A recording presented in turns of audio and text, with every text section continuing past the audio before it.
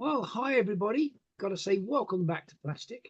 It's nice to be back here together and just talking about things in rock and roll. And it's given us a great idea for a new feature. I think Plastic will tell us, first of all, rock and roll playback it is, because we'll be talking about everything and anything that's rock and roll. How's that, Plastic? I think it's fantastic. Let's just start off and everyone out there, let me tell you, if you listen to the UK in the UK, you're listening in the US, and you're listening to the whole world, you've tuned into the right place. And let me tell you, a fantastic new book. When we were Fab, two Australian writers there. It's come out. I think it's one of the most fantastic books that's out there. Look at that. It's got plenty of pictures. Look at the thickness of the book. And I actually got that for a birthday present. Look at that. It's all about the Australian tour in 1964. Fantastic. Would love to get a copy of that myself. So we'll be talking about that after the show. Now, I suppose we both know that the Beatles will never leave us. Right from when they started their career with Love Me Do, going right through to Now and Then, which was a big hit only last year. They have cemented even further their standing in the world. And I know, Plastic, that you have seen the new film on Brian Epstein's life and part of it, Midas Man. Now, we saw a special news item last night, and I thought we should talk about this because you've seen the film. So, without giving too much away, please, Plastic, tell us, what is it like? Is it worth seeing? And what was your opinion of it? Well, I think it's a fantastic movie. And I just want to say, I'm probably one of the first people to see the actual movie. It was here in Melbourne, shown in Carlton at the Nova Theatre in Lygon Street.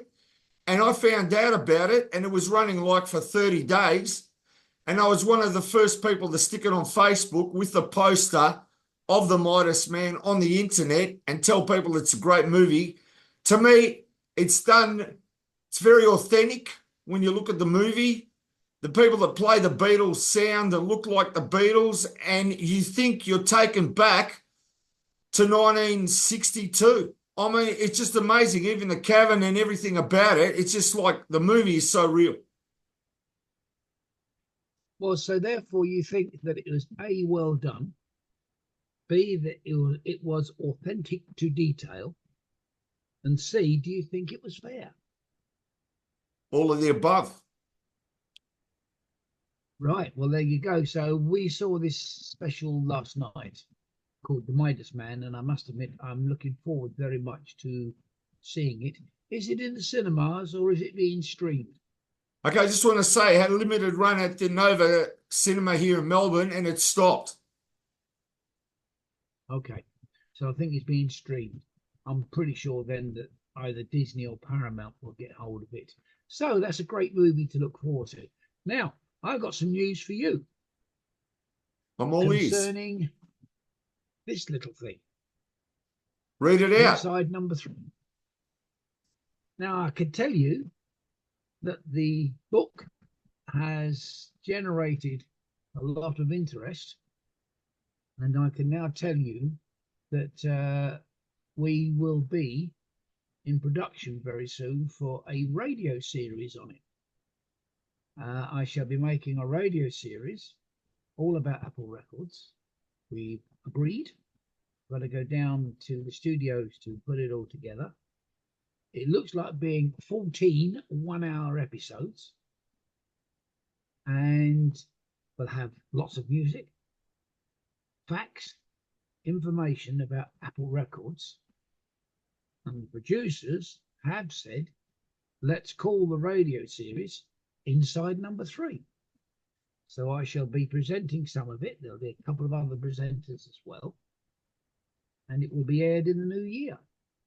So I thought that I might not be a film star, I might not be making Midas Man, but I thought you'd be interested in looking at that and knowing all about that, Plastic. I reckon that's amazing. But I also want to ask you about the new Rollermania book that you're going to have coming out, and it's got one of the last interviews with Les McEwen, that I edited for the book. Just tell everyone about that forthcoming book. Yes, I will. That's another project that we've got from inside Number Three Productions. And as you know, my wife was and still is an avid Rollers fan. And like me with the Beatles, she collected albums, pictures, singles, stories, videos. She collected them over the years. And with the agreement of the book publisher, we put it into a book. And I think the title is going to be called Rollermania. So that'll be out early next year. But that was fun to do. And we shall be reviewing what we've done and putting it out. But it shows lots of things that haven't been seen before, as we did with the Beatles and inside Number Three, or it'll show things that people have quite simply forgotten through the passage of time. That does happen. So yes, so I'm going to be very busy, and which is absolutely fabulous. Now, Nigel, I got some news for you that you don't know. Okay, if everyone goes to Tubi, they've actually got the Rollers, the Bay City Roller Show that Sydney and Marty Croft made. And I've done an interview with Sid Croft. And they've got HR Puff and stuff as an intro. They've had him on the show. They're playing to a live audience. It was a show that was out there in the US, and that was their show. The Bay City Rollers Show, and I suggest everyone go to Tubi. It's got every single episode of that. So I'm sure you and your wife will enjoy watching that. Well, just to add to that, my wife has got every episode of the British TV series Shang-a-Lang.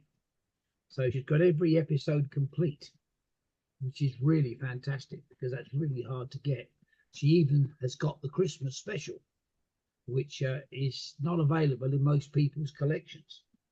So that is great. And on top of that, she's also got 2 promotional films shot by the Bay City Rollers, playing live and recording in the studio. So 1976. So that is fantastic. But as you go, we are all being very busy. And I have to say, Plastic, that one of my all-time favourite records from the Bay City Rollers is Strangers in the Wind. I just love that track because they wrote it themselves, played it themselves, produced it themselves, and it didn't do in sales what it should have done because the album was very good as well. But there you go, Strangers in the Wind, the Bay City Rollers. And also got to say, my favourite Bay City Rollers, right, is I Only Want to Be With You. I know Dusty Springfield does it fantastic as a solo UK artist, but as far as a band goes, that is the greatest cover version that I know of that song. I just love it so much, and it starts off with a bass at the start of it. I play it nearly every day, Nigel. It's a great song. I myself prefer Dusty because you know how much I love Dusty and her style and what she did for British female pop and rock music. And don't forget, it's hard for people to understand that she started as a folk group with the Springfields, and especially Mike Springfield from Australia. And she went right through to the 80s and 90s and ended up performing with the Pet Shop Boys. And a track that I think is absolutely superb. What have we done to deserve this? So she was a great artist, but you like the Bay City Rollers. It's everybody's choice. And that is a fantastic cover, so don't worry about it. It's all good stuff, mate. Now, back to the Beatles. Got a couple of things to show you. I thought you might well be interested. First of all, I'm very pleased to have got a promotional copy of every one of their video hits. So every song from Love Me Do to Now and Then, the video production is on there. I'm very, very, very pleased to have got that. Well, that's great news for everyone out there in the US, because not only do the US listen to the show and watch the show, they love it. There's the CD, DVD. There it is. So I'm very pleased to have got that. And it takes nearly 2 hours to see every video, and the quality is superb. Now, on top of that, there, another one. Now that's a film of their 1966 German tour. I think they only played 4 or 5 dates: Hamburg, Berlin, I think, and a couple of others.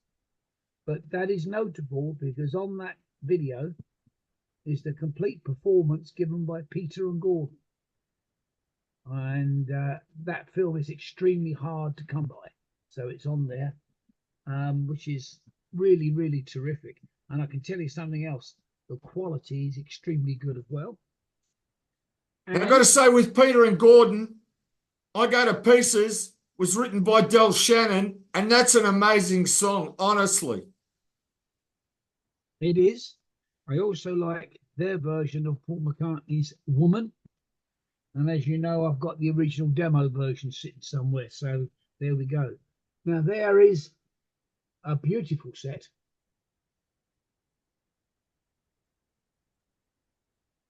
Looks fantastic. BBC sessions that the Beatles did between 1963 and 64. So that is a real good, another promotional set to have. Now, also, Plastic, I happen to know that you are a great Monkees fan. And I don't think we could look at this part of the 60s without talking Monkees, because I think they were a fabulous group, as you know. And you know my favourite song, which is What Am I Doing Hanging Round? That is superb. I suppose you did know, but I will tell you just again for those that didn't, that the fancy guitar work in that track was done by Roger McGuinn of the Byrds. And not many people know that.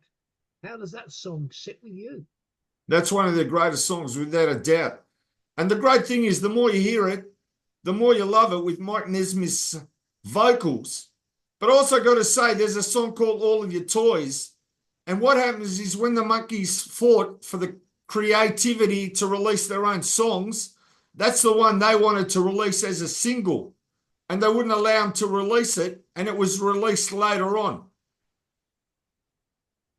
Well, I did hear the story you have explained before, and yes, when a band or an artist wants to try and recover, I think is the word, their freedom for their own creativity, it becomes very much a very heavy legal problem, because they find that when they sign contracts way back when they were young, they signed over the recording rights and the recorded ownership to other people. And that always comes as a heartbreak when they are shackled because, oh, you've got to do that recording, or you've got to do this, or you've got to use that producer, or do this. So I think every group, apart from the Beatles, went through that phase, because the one thing that the Beatles did do, as you know, is they stayed forever true with George Martin right up till the very end. And his son's now taken over and has got the project to enhance and continue the Beatles' legacy, which shows no sign of stopping. So the Monkees must deserve a big pat on the back for that. And the other one of the Monkees songs that I do like, as you know, is the one written by Harry Nilsson, Cuddly Toy. I think that is from their first album, is it, in 1966? It's not actually from the first album. I think it's more like it's after Headquarters, Cuddly Toy. It was in 67. And of course, that was released here in Australia. And it was just the most played song on the radio. But nowadays, they're not playing that song. And that's why we play it all the time. Well, there you go. We are selective. We are knowledgeable. We like what we do. I love Cuddly Toy. I think it's a very beautiful song. And put that with What Am I Doing Hanging Round, and I think you've got a superb single there. You've got a nice double A single. So you never know, somebody might listen and take up our idea and carry on. Now, talking, it's great to do this because Dusty Springfield. Now, she was a member of the Springfields, but she was also responsible for a lot of the soul music and the Motown music coming over to England and being such a force in 1964-65. I don't know if you're aware that when the Beatles broke America, Brian Epstein went over to Detroit held a meeting with Motown executives, and they signed an agreement that the Motown artists would cover Beatles songs to put them on their albums. And for that, Brian Epstein then said, well, I'll take some of the artists back, their recordings, and I'll promote them in England. So even though the Beatles, being what they are, as a white, if I may say so, rock and roll group at the time, they already had deep affiliation with soul music coming from Detroit. So this is where both sides of the Atlantic worked together. And look what was the result, because in 64, Mary Wells came to #1 in England with My Guy. And that was just the start of what they called the Motown explosion. Is that not correct? That's right. Now, also got to say, with Dusty Springfield, she did a song, Every Day I Have to Cry. Now, one of the greatest versions is done by the McCoys, but her version is right up there. And I've got to say, of the 60s, she definitely is one of the greatest singers out there. And she was a leader with the UK British sound. And she was one of the first to go over to America and make it big, and they loved her sound. Yes, Every Day I Cry a Little. I think also, if I remember, I think Gene Pitney did a cover of that as well. And he did it on England TV. And somewhere, enshrined in dust in a can is Gene Pitney's version of that great song. And it really is a great song. I didn't know the McCoys did it. So thank you, Plastic, for that one. You've given me another little bit of information on our first show. So absolutely fantastic. I know we've only got 4 or 5 minutes to go, but this sort of rock and roll rollback is going to be a good thing, I think, because we are not limited into whatever we need to talk about. And I think before we have to go today, I think we should give a little bit of a mention, to an unsung hero for rock and roll, which is Bill Haley. Bill Haley came onto the scene, and he was already in his 30s when they released Rock Around the Clock. But what a record that is. It started the revolution, did it not? That's true. Do you like Rock Around the Clock? Yes, I do. And I've actually got an original single that was released here in Australia from overseas. That is a terrific song.